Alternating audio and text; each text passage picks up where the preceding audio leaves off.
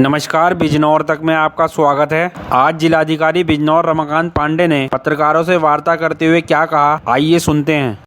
हमारे यहाँ हमारे आश्रय स्थलों में रह रहे हैं, उनको अपने जिले से दूसरे जिले में भेजने की क्या व्यवस्था है?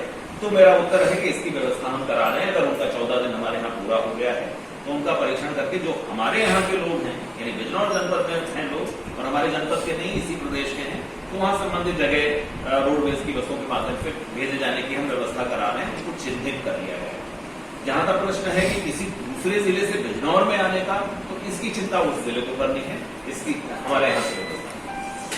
सेंटर सारे चालू हो गए हैं, सारे खुल गए हैं। गेहूं बेचने के लिए जाने वाले पर कोई रोक नहीं, उसके सहयोगी पर कोई रोक नहीं। सैनिटाइजेशन, साबुन से हाथ धोना, मास्क लगाए रखना, सोशल डिस्टेंसिंग मेंटेन करना, ये करके वहां किया जाना है। हमारे सेंटर सब चालू है। एक सवाल होता कि संभावित जो संक्रमित, देखिए, कोई भी व्यक्ति अगर वो संक्रमित है या वो ऐसी जगहों से होकर गुजरा है और ये उसकी जानकारी में कि उसके संक्रमित होने की संभावना है और उसने ये तथ्य छुपाया, तो हम उस पर बहुत सख्ती करने वाले हैं। क्योंकि अब इस बात को बहुत समय बीत गया है और हम ये अलाउ किसी को नहीं कर सकते कि वो अपने उपस्थिति को छुपाते हुए और अपने समूह में या अपने आसपास के लोगों में वायरस फैलाने की कोई उसकी गतिविधि कर पाए। तो हम लगातार इसकी तलाश करा रहे हैं। हमने बताया आपको कि हमने 663 लोगों को ग्रुप करके फैसिलिटी क्वारंटाइन कराया है। अब अगर हमको कोई ऐसा व्यक्ति मिलता है जो अपनी पहचान छुपा करके रुका हुआ है और बाकायदा उसके बारे में ये स्थिति है कि वो ऐसी जगहों से होकर गुजरा है जहां संक्रमण हो सकता था, तो हम उसके खिलाफ मुकदमा भी कायम कराएंगे और कार्रवाई भी करेंगे। तो जो लोग 12 क्वारंटाइन, देखिए, हमने उनको इसका अवसर नहीं दिया। दी मोमेंट 12 लोग हमारे पास आ गए कि ये पॉजिटिव हैं, उसी रात हमने उनके परिवार वालों को, हमसे संपर्क लोगों को पकड़ करके कोई शब्द नहीं प्रयोग करना चाहिए, उन्हें ढूंढ करके और उनको लेकर के फैसिलिटी क्वारंटाइन में लेकर के आए। ये हमने उनको अवसर ही नहीं दिया कि उनके पास विकल्प रहे कि वो कहां जाएंगे या सूचना दें अपनी तरफ से क्या करें, क्योंकि वो व्यक्ति उन जगहों पर नहीं गए थे जहां से ये संक्रमण फैलने की स्थितियां रही। उनकी तो सिर्फ स्थिति ये रही है कि वो उनके परिवार का कोई आदमी उनके घर में आकर के वापस आकर के उसने फैलाया है। तो उन्हें, क्योंकि ये क्वारंटाइन हो चुका था, इसका टेस्ट पॉजिटिव आया है, तो अगला हमारा कार्य यही था कि हम उनके परिवार के लोगों को भी ले लें।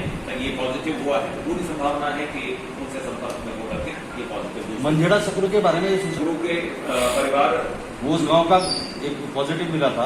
अच्छा, तो उसका परिवार, ये सूचना थी कि उसका परिवार चला गया था कहीं, ताला लगा के कहीं चला गया था, तो क्या वो मिल गया? देखिए, जितने पड़ोस के लोग और परिवार के लोग ट्रेस हुए होंगे उनको तो हमने क्वारंटाइन कर लिया है। ये मैं चेक करा लेता हूं कि कुछ लोग अगर उनके बाहर गए हैं, वो कहां गए हैं, हमें उनके आसपास भी ट्रेस करना पड़ेगा। हम सब जो है उसके परफेक्ट हो जाए, तो ऐसी व्यवस्था उसमें कर दी गई है जहां ये क्लस्टर है। लॉकडाउन, जैसा कि आप जानते हैं, माननीय प्रधानमंत्री जी ने जैसे बताया, अभी 3 मई तक ये कंटिन्यू है। सप्लाई चेन हर प्रकार से, यानी डोर टू डोर जो सामग्री हमें भिजवानी रहती है, फल और सब्जियां, राशन की दुकानें यथासंभव खुली हुई है और वहाँ सोशल डिस्टेंसिंग बनाए रखते हुए व्यवस्थाएं, उपलब्धताएं सुनिश्चित की जा रही हैं।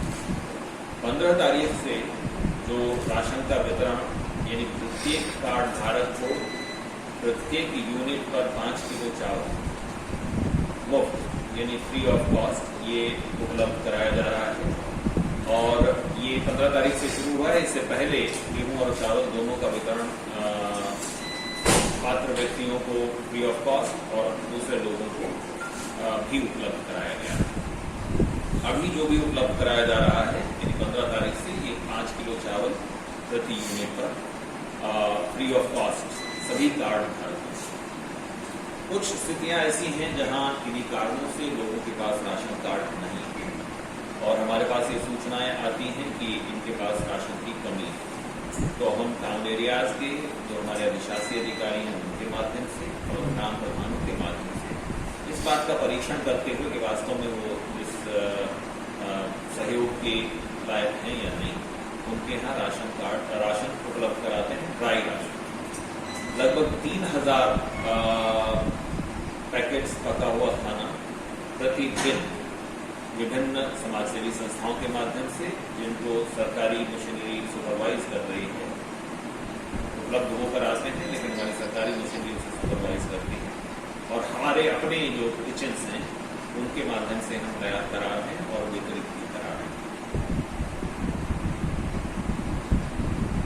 जो कृषि की गतिविधियां हैं, जिसमें गन्ने का तुलाई और गन्ना मिल का चलना और गोलू चलना या क्रशर्स चलना, इनको अनुमति है।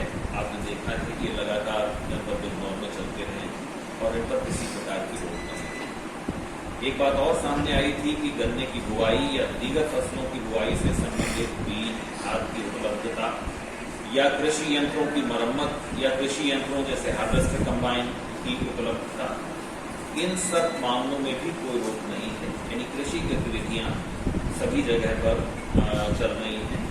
उसमें हमने सिर्फ यह विरोध किया है कि सोशल डिस्टेंसिंग मेंटेन करें, भीड़ में न इकट्ठा, समय समय पर हाथ धोते रहें, सैनिटाइज करते रहें, और सब के बारे में आप लोग जान रहे हैं कि अब ये अपरिहार्य, वहाँ लॉकडाउन लगभग 100% हमको मेंटेन करना है, और वो पुलिस के बोर्ड के माध्यम से और हमारे सेक्टर मजिस्ट्रेट्स के माध्यम से मेंटेन किया जा रहा है। वहाँ किसी प्रकार की गतिविधियां, कोई दुकान खोलना या कोई बैंक ब्रांच खोलना या किसी भी प्रकार की गतिविधियां हम नहीं कर रहे हैं। कारण ये है कि गांव के किसी भी व्यक्ति को बाहर जाना या बाहर से किसी भी व्यक्ति को उस इलाके में अंदर आना, इस बात की संभावनाएं पैदा करेगा कि वो संक्रमण जिसे एक इलाके में कंटेन किया गया है उसको बाहर फैलने की भी स्थिति उत्पन्न हो सकती है। इसलिए उसे बहुत ही सख्ती से सील किया गया है। ये कुछ बातें हैं जो हम आपके संज्ञान में लाना चाहते थे, जो बस स्थिति आज की है। आप लोग के अगर कोई प्रश्न